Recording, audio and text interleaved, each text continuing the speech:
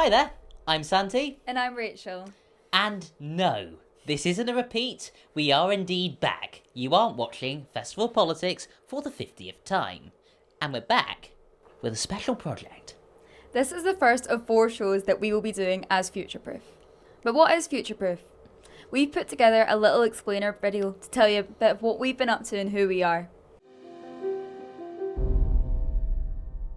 Hi there, I'm Santi. Hi, I'm Rabi. Hi, I'm Tom. And I'm Emily. Are you concerned about what you're consuming in your feed?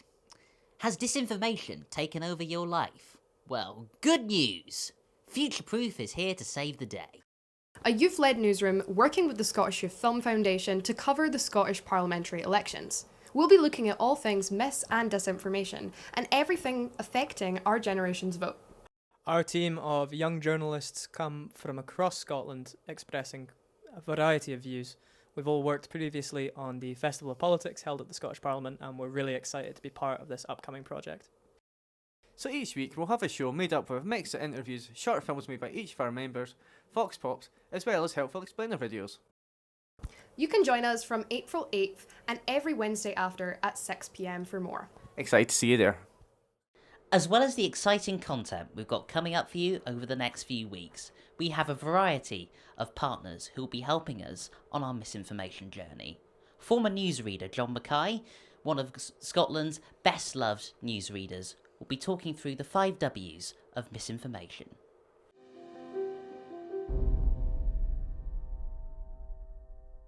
Hi, I'm John Mackay, former STV News anchorman of more than 30 years and a journalist for 40 years. And when you're telling a story, we always use the same principle, the points of the W, the who, the what, the where, the when, and the why. And if you touched all these points, then you would tell the story.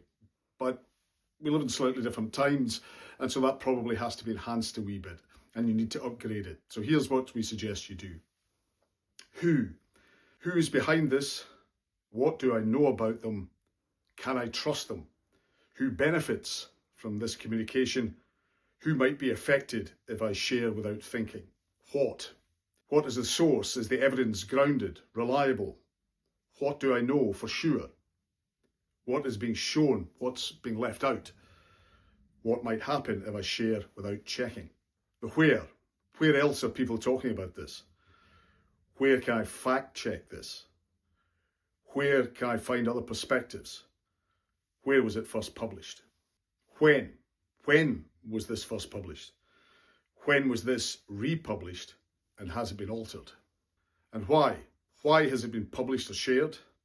Is it to inform, to entertain, or educate, or mislead, influence even? Why has it been shared with me? Why should I share it? So think. Don't be a slave to your emotions.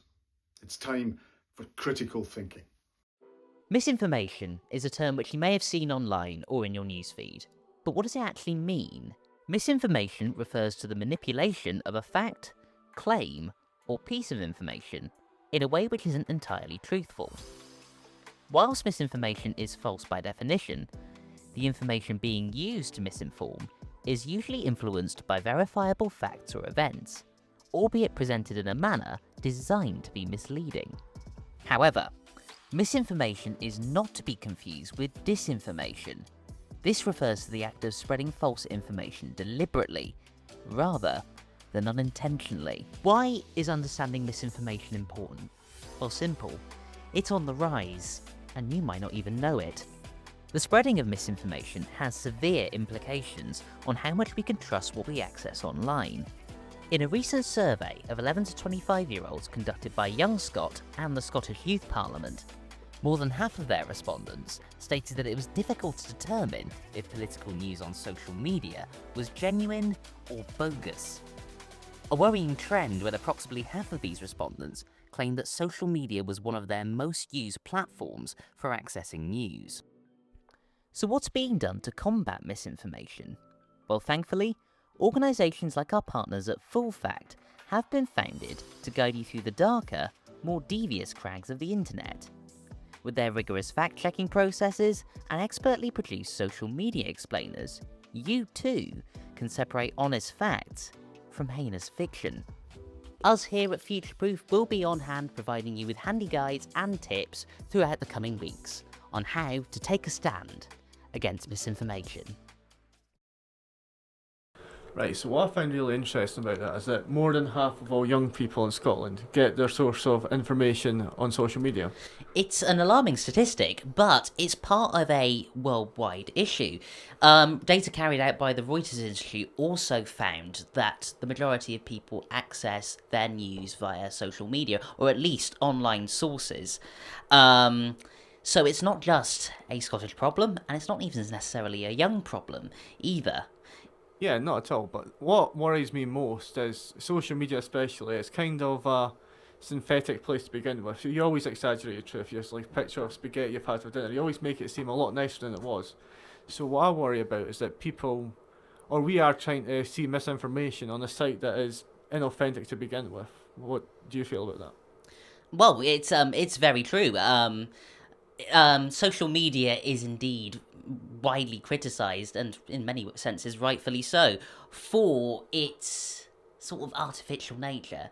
I used to know of sort of people who actually coordinated clinking glasses just for social media, and sort of filmed their entire meal, which surely that spoils the enjoyment. Sounds riveting, to be honest.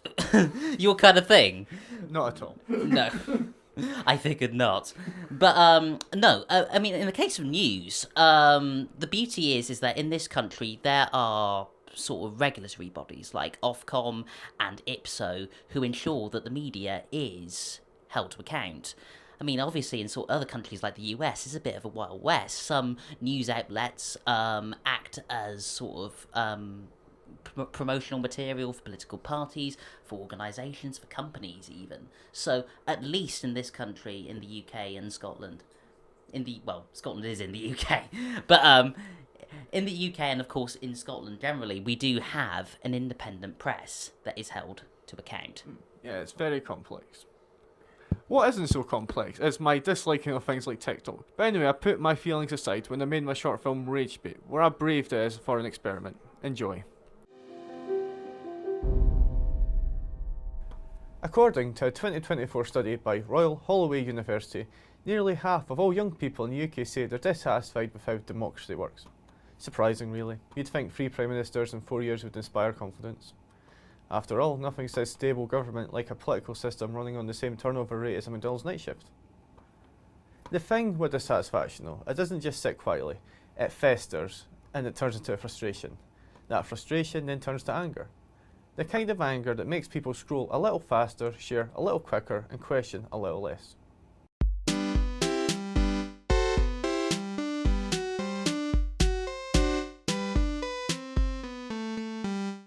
Now, what this short film will show is that anger is fertile ground for misinformation to bloom.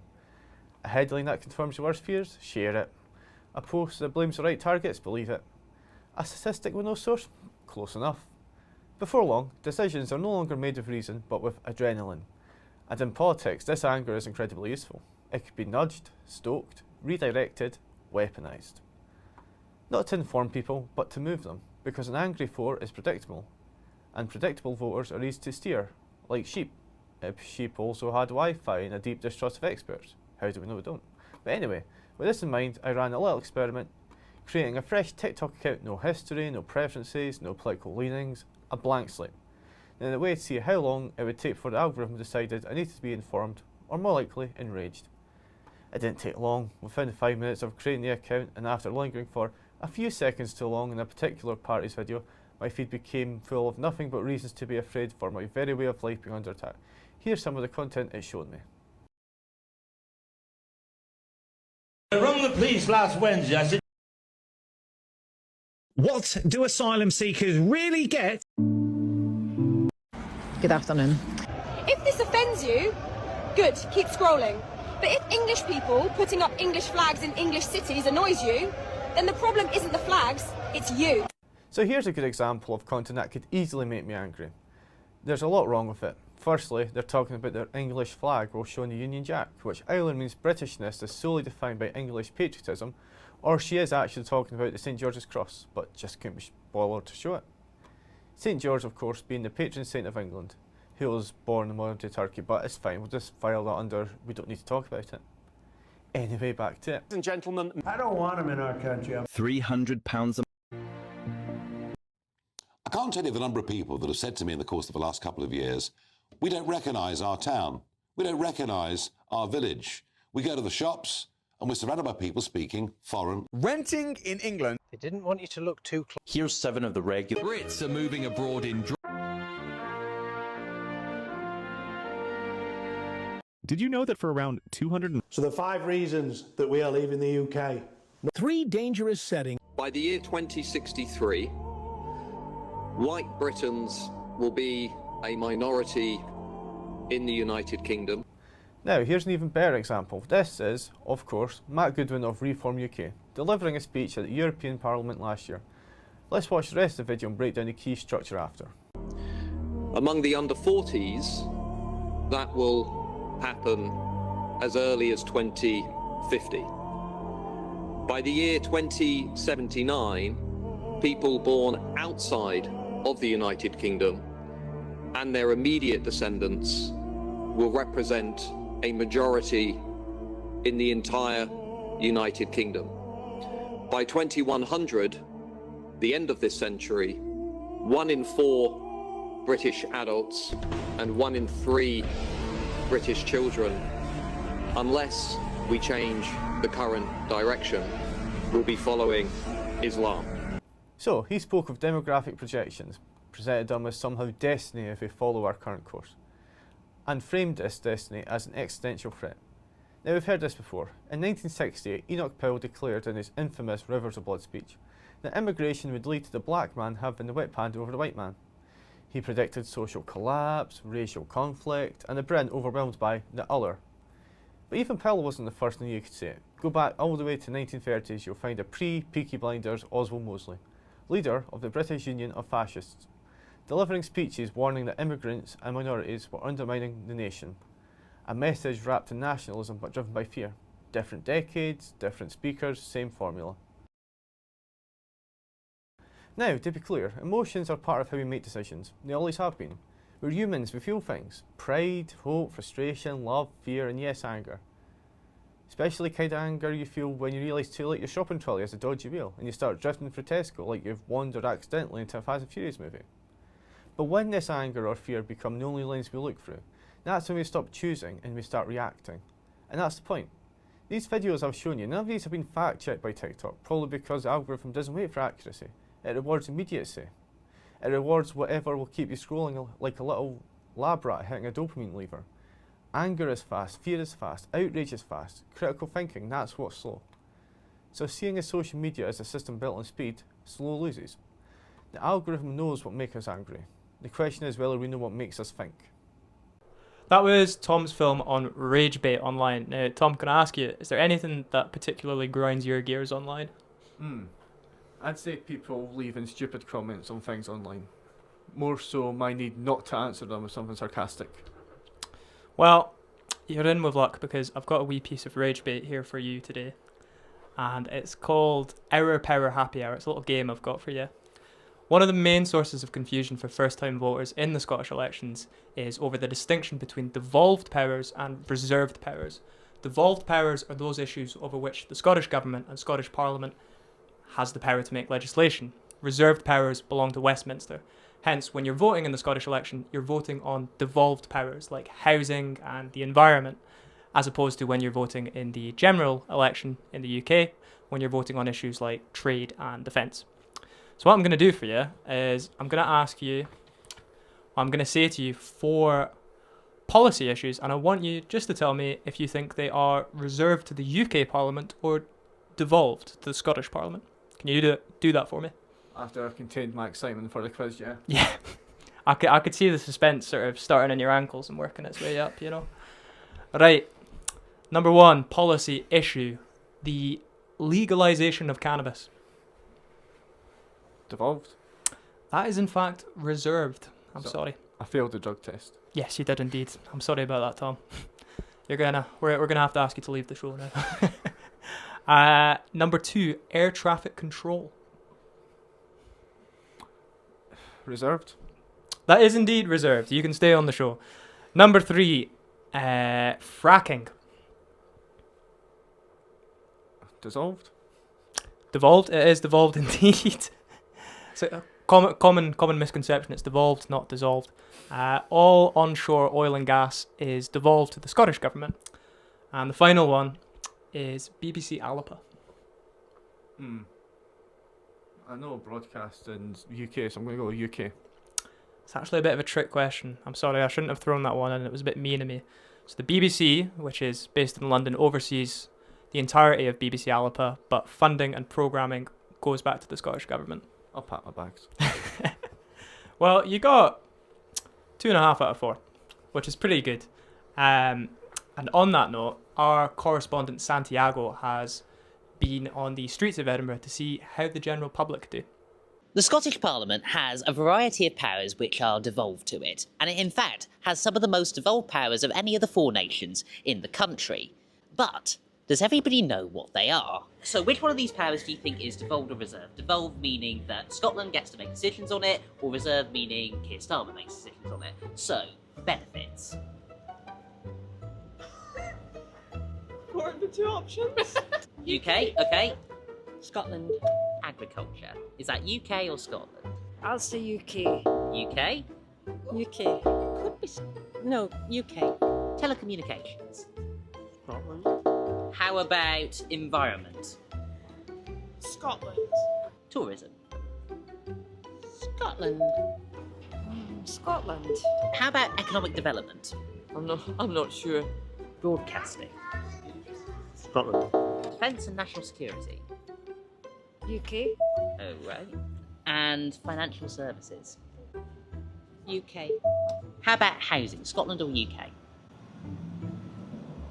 Scotland. Scotland? Scotland. Okay. Sport and the arts. Dissolved. The UK. The UK? Fire services. Well, I would think that would be to do with the Scottish. How about transport? The UK. The UK? Okay, we'll go with that. No idea. If I had to say something, it's Scotland. Freedom of information. UK. Currency. UK. UK. Justice and policing. Scotland. The UK. Local government. Scotland. Alright. Okay. Well, congratulations, you got the majority of them right. Did I? Congratulations, you got 3 out of 5 right. Oh, Benefits. Got 2 wrong. You got 3 out of 5 right. Thanks. Congratulations. That's not too bad. We are very lucky to have with us in the Future Proof studio today Francis Rugby, who is the social media manager for Full Fact, one of the UK's most important fact-checking agencies and one of the partners for this project. Thank you very much for being here. Thank you for having me. We appreciate it very much. I wanted to ask you, what do you think are going to be the main areas of mis and disinformation in this upcoming election? Yeah, so I think I would start by saying that actually at this moment we don't really know. We've fact checked one thing so far, but it's really going to be the upcoming leaders debate on Sunday that we'll start to hear those key messages sort of emerge from all of the parties, and until then it's quite hard to say. I think the sort of areas in general that we'll be looking at and might expect to hear stuff about is cost of living, economy, health. The fact check that we've already published is about the NHS waiting lists, which is something that came up in the 2024 general election, and I expect that we'll hear it come up in this election as well. Yeah. You were saying before the interview that there are worries about AI and deepfakes? Yes, yeah, I think that's really good point. I think also the political deepfakes. Obviously, AI generated misinformation and deepfakes has been something that's kind of been emerging over the last few years. We don't know what it's going to look like in this election, if it's going to come up at all, but we may well see political deepfakes. We saw one down in England in September last year. I think it was around September, with one MP, and we may see that again. And, you know, those political deepfakes can mislead voters, it can mislead the public. So it's really important. We'll be keeping an eye on those and fact-checking those if and when they come up as well. Perfect. I wanted to ask you as well, are there any particular social medias that are worse than the others for misinformation or disinformation, or are they all just as bad as each other? Yeah, I think it's a really good question. I think because we have seen this shift away from the traditional media gatekeepers, it has social media now. Everyone can be involved in social media. And I think that across all platforms, we are seeing misinformation emerge. It's hard for me to sit here and say if there's one worse than another. At Full Fact, we're looking at all platforms. There's stuff that emerges and that we fact check from all platforms. So yeah, I think it's kind of across the board, and we just have to be really like attuned to what we're seeing across all different social media platforms. I myself miss Club Penguin. There was never any misinformation on that, I can assure you. The good old days. I wanted to ask you as well, on the broader topic of social media and the upcoming election, how do you think in the past 5 years social media has really impacted the political discussion in Scotland? Yeah, another really good question. I think that kind of relating to that point that I've just made, everyone can take to social media now and get involved in the political debate almost immediately. And I think that as a result, what we see is an incredibly sort of murky, like social media ecosystem. I guess I don't even know if that's the right word, but where there's just like a lot of people have a lot of opinions, and I think as like sort of subsequent to that, or no, I guess following on from that, it also means that there's more political division, and I think separately within that, what we're also seeing is, I think you've been talking about rage bait throughout this program, a lot of really emotive stuff as well sitting within this space on social media. So, and that feeds into the like division that we see on social media. I think it's important for people watching this program to remember that when you're looking at content on social media, a lot of the people creating that, they're not trying to inform you, they're trying to get a reaction out of you. So I think you were saying earlier, it's important to take a deep breath. Yeah, I think one of the questions that we always tell people to sort of ask themselves if they are looking at a piece of misinformation or something and they're not sure if it's misinformation, is to actually ask yourself, how does it make you feel? Yeah. Because feelings can be manipulated. And that's something that we always ask people to think about, as well as where's it from? Like, who's the source? Is it from a trusted, verifiable source? And what's missing? If you're seeing something, is it just the headline and you actually don't have the full context of the article as well? I've got one final question for you ahead of this upcoming election. For any young Scots watching this broadcast, do you have an overall message to them? Yeah, I think I would say just don't lose hope. So that's a good message in general, to be honest. Listen, working in this space and being on social media all the time, it's quite overwhelming, and that's just me, and so everyone else that is like on their phones all the time, it can feel like social media is so divided and so divisive, and sometimes it feels almost impossible to know where the good information is. There is good information out there.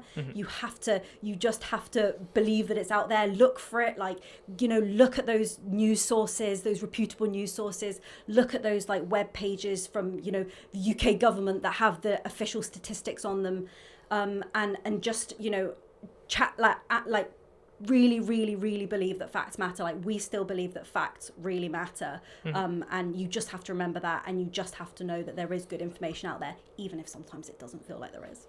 That's a really valuable message ahead of this upcoming election. And on that note, the 2026 parliamentary election is now just under a month away, but the deadline to register to vote is the week after next. If you've not registered to vote yet, our correspondent Emily has made a wee video to help you out. Are you registered to vote yet? If not, you only have until the 20th of April at 5 p.m. to register. If you don't register then, you will not be able to vote in the May 7th Scottish Parliamentary Elections. There are many ways you can choose to register. You can register online or choose to register via a paper form, or if you prefer, you can even choose to register to vote anonymously.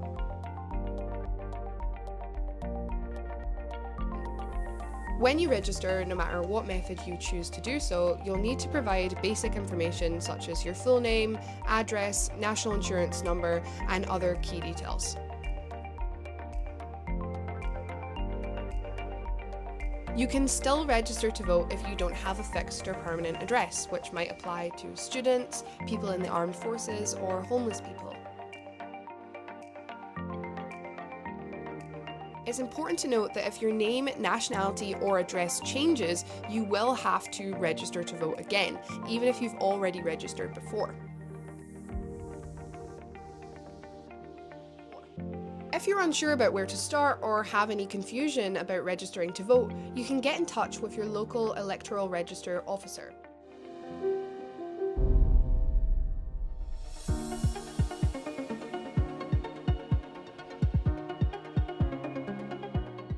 Each week, the Future Proof team keeps an eye on the headlines in Scottish news so that we can report them to you on the weekly show. So this week, I was keeping an eye on news in Glasgow. Have either of you heard of the Independent Green Voice? Funnily enough, I have, yes. Well, if you haven't heard of them at home, they are a far-right party began by a former UKIP member and Holocaust denier that are contesting the election under the name Independent Green Voice. Now, if that sounds familiar, it's because it is. It sounds a lot like the Scottish Greens. And the Scottish Greens have complained to the Electoral Commission over their choice of name. They're accusing them of poaching votes off them, essentially. However, the Electoral Commission has not upheld the complaint. So if you are in Glasgow, really basic piece of information. Know who you're voting for. Know the exact name of your party. Yes, exactly. This was a lesson I quickly learned when I was about 16 years old, and my dad said to me, no, don't vote for them, because if you're wanting to vote Green, they're nothing to do with the Greens. Yes.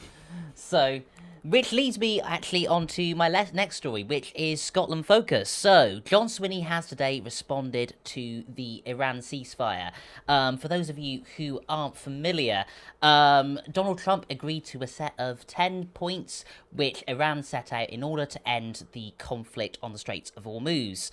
Swinney said that this is a great opportunity for the UK to avoid a cost of living spike, and the time for the government to act is now. So, for just those of you at home who are not familiar with sort of the party response to this, Labour, the Lib Dems and the Conservatives are open to the SNP opening sort of oil fields at Rosebank and at Jackdaw, with Russell Findlay actually mimicking Donald Trump and saying, drill, baby, drill.